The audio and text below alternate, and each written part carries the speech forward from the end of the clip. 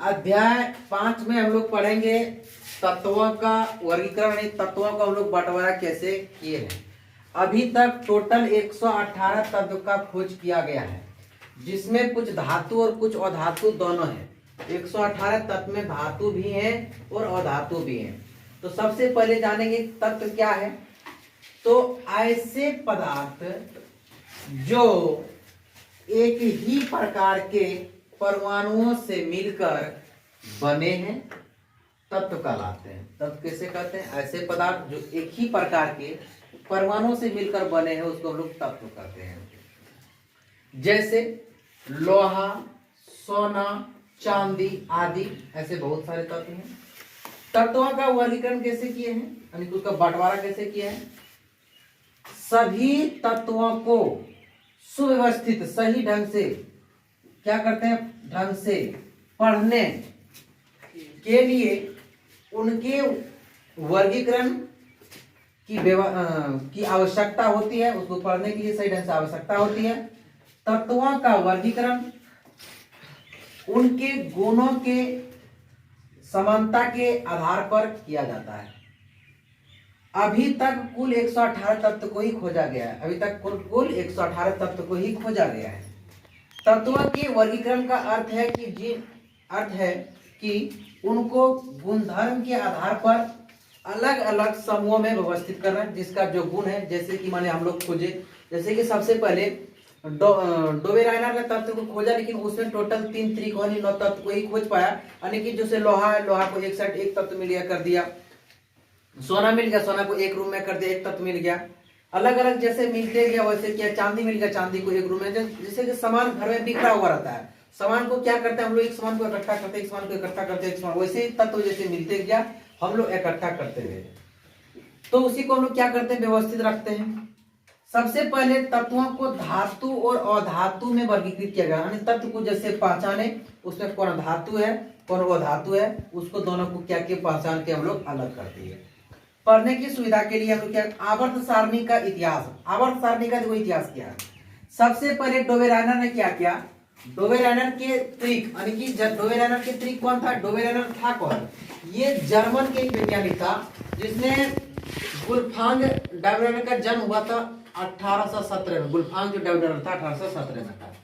तो डोबेराइनर ने तत्वों का त्रिक, डोबेराइनर ने क्या किया, तत्वों के त्रिक बनाया। डोबेराइनर ने ही तत्व का त्रिक बनाया, जिन्हें परमाणु द्रव्यमान के क्रम पर रखा। यानी कि डोबेराइनर जो था वो तत्व को किस ढंग पे रखा, तत्व को क्या किया, परमाणु क्रमांक के रूप में रखा, लगातार के रूप में रखा उसको। तत्वों को परमाणु द्रव्यमान के आधार पर आरोही क्रम में सजाने, बोलेगा डोबेराइनर ने तत्व को किस क्रम में सजाया, आरोही क्रम में सजाया। रखने पर, आरोही क्रम में रखने पर बीच वाले तत्व का परमाणु द्रव्यमान अन्य 2 तत्व के परमाणु द्रव्यमान का अलग अलग औसत होता है। जैसे कि डोबेराइनर ने मान लीजिए तत्व को खोजा, तत्व है कैल्शियम, अस्टार्टियम, बेरियम। कैल्शियम को हम लोग Ca बोलते हैं, अस्टार्टियम को Sr बोलते हैं, बेरिलियम और बेरियम को हम लोग Ba बोलते हैं। कैल्शियम का जो परमाणु द्रव्यमान होता है 40.1 होता है, अस्टार्टियम 87.6 होता है और बेरियम का 137 होता है 3। इसका कहने का मतलब कि अगर यदि ऐसा क्रम में सजाया कि अन्य 2 को जोड़कर, अगर कैल्शियम और बेरिलियम को हमको जोड़ेंगे तो ये अस्टार्टियम के यानी लगभग औसत लगभग बराबर में आएगा। जैसे इसका है 40.1 और इसका है 137.3, जोड़ते हैं 3 1 4 7 4 3 7 1, यानी 177 है, 177.4।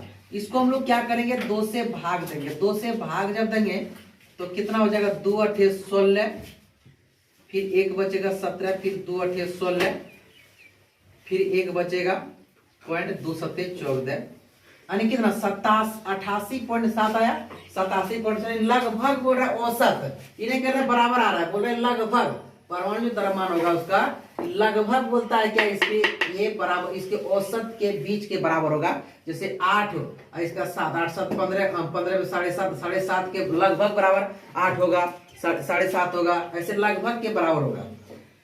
उसके बाद डोबेराइनर ने लेकिन 3 त्रिक को ही खोज पाया, यानी टोटल हम लोग 1900 सन 1817 में 30 तत्व ज्ञात हो चुका था, लेकिन उसमें केवल 3 त्रिक यानी 9 ही तत्व ही खोज पाया था, लेकिन बाकी जो 21 तत्व उसने खोज नहीं कर पाया। जैसे LiNa, लिथियम, सोडियम, पोटेशियम, इसका जैसे कि लिथियम का परमाणु द्रव्यमान कितना हो गया 7, सोडियम का हो गया 23 और पोटेशियम का 39। अब देखिए 7 और प्लस 39 को जोड़ के 2 से भाग दे देंगे, यानी कि 7 39 हो गया 46 और 2 से भाग देंगे, 2 दूनी 4, 2 तिया 23, देखो 23 आ गया। यहाँ बराबर आ गया, लेकिन लगभग बराबर है, ये नहीं जाना बराबर ही है। जैसे कैल्शियम बेरिलियम है कि नहीं, तो आप देखिए इसको कैल्शियम को इसको जोड़ेंगे तो 127 प्लस 35, इसको 2 से भाग देंगे तो 7 5 12 के 2 हाथ मारा 1 और 3 2 5 1 6, 162 को 2 से भाग देंगे, 2 8 16 तो 81 आया। तो यहाँ पे देखो 88 है, सॉरी 80 है, लगभग बराबर होगा, ये नहीं कि इक्वल ही बराबर हो जाएगा। उसका कहने का मतलब कि जो लगातार क्रम में हम सजाए हैं, यानी एक बीच में जो होगा उसके आगे पीछे वाले से, उसके पहले वाले उसके पीछे वाले से अगर जोड़ के भाग देंगे तो इस बीच वाला जो है बराबर का वैल्यू के मान के बराबर आएगा। उसी तरह यहाँ पे है, यहाँ पे कैल्शियम है कि नहीं, अस्टार्टियम है कि नहीं, उसके बाद बेरियम है, वही बेरियम और कैल्शियम को जोड़ेंगे तो लगभग अस्टार्टियम के क्या हो गए बराबर हो गए। अब देखिए ये डोबेरेनर जो था असफल रह गया, कि असफल रहने का कारण क्या हुआ, असफल क्यों हो गया?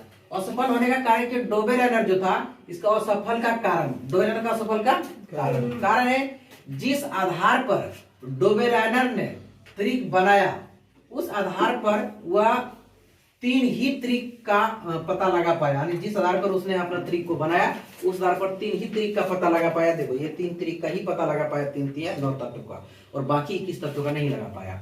और अन्य तत्वों के साथ कोई और त्रिक नहीं बता सके, इसके लिए त्रिक के वर्गीकरण की यह पद्धति असफल रही, इसीलिए उसका ये पद्धति क्या हुआ असफल रहा। और सन 1817 में 30 तत्व ज्ञात हो चुका था, जिसमें डोबेरेनर ने मात्र 3 त्रिक यानी 9 ही तत्व को पता सका। इसी और उसने ये बात बोल दिया कि अब इससे तत्व ज्यादा बनेगा ही नहीं, कोई बना ही नहीं सकता है, यही बात पे वो क्या हो गया असफल है। इसके बाद जो अगले जो वैज्ञानिक है उसने जो है कि अष्टक को खोजा, यानी 8 तत्व को खोजा, अष्टक जो अष्टक हम लोग पढ़ेंगे अगले क्लास में, हम लोग अष्टक के बारे में जानेंगे।